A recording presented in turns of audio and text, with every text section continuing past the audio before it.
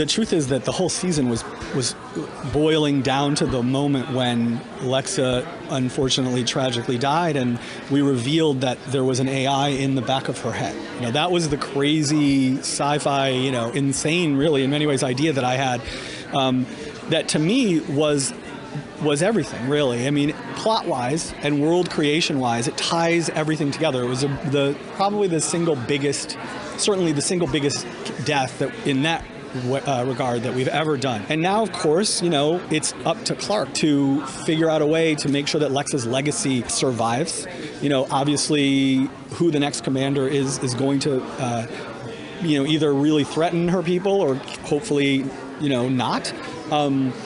And she wants to make sure that Lexa's memory is cherished, and she's never going to forget how she felt. She's never going to not be in pain about it, the way that when people from our own lives are lost, you know, we never fully get over that. But yet, as our hero, she's going to need to figure out a way to both feel her pain and be emotional and be heartbroken and go on and save her people. You know, the experience of the last 3 weeks for me has sort of clarified what my mission is and the way to be a better writer. You know, our stories have an impact, and I think I probably, prior to this, sort of didn't think so much about how the story was being consumed and how the emotional journey was being taken by the audience, who obviously brings to it their own stuff. And in the case of the LGBT community, obviously, you know, they reacted in a way to the Lexa death and to that relationship that I didn't fully understand or appreciate. I wish I did. Honestly, it'll be a mistake in many ways that I regret forever.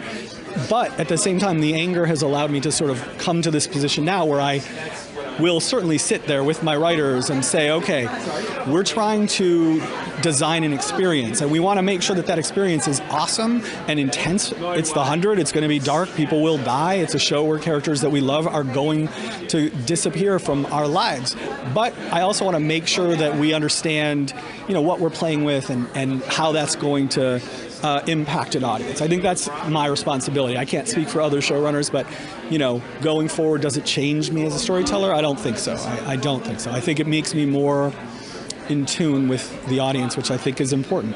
Honestly, every episode that's coming up is great, and there's something, and when I say great, by the way, I don't want to be misinterpreted. I said 7 was great, and that came back in like I'm dancing over something that's going to be so horrible for people. When I say great, I mean it's a good story, and it's executed in a way that I'm proud of. And so I'm excited. I think the finale is, I'm going to say, batshit insane. It's crazy, and I think cathartic as well, and it's epic. It's you know, I look forward to people getting to take the full measure of this season. The binge will be a different experience for people, you know? So, you know, having to wait for a month after 7 has been really, I think it's compounded the problem, which was, you know, no fault of anybody's other than the schedule.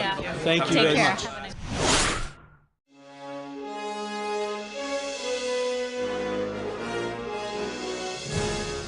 When you listen to this script, even with the involvement